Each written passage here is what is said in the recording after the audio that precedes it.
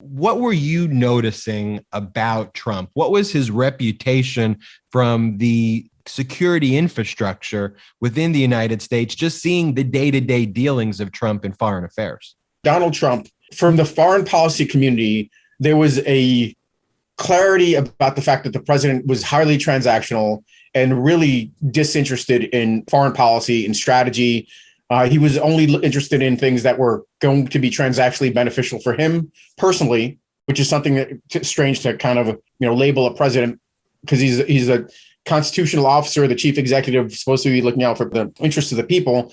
But he was personally interested in gain, and then in something that might help him hang on for a second administration where he could continue to enrich himself. So there was absolute clarity, that this is the way the president operated, and it would be difficult to catch his attention on more principled, high-minded notions. And when the president was disinterested is when the normal business of government occurred.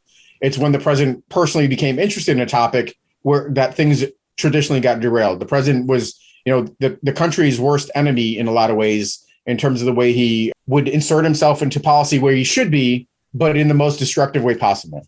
Do you believe that Donald Trump is a Russian asset? He's an unwitting asset, so a useful idiot would be the term of art, meaning that there wouldn't run him as a witting agent, just because he's a live hand grenade that could go off in their face.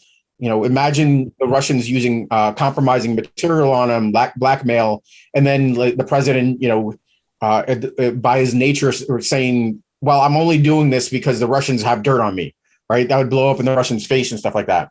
But they can pander to him. They could pander to his vanity. They could pander to his desire to be kind of a little authoritarian.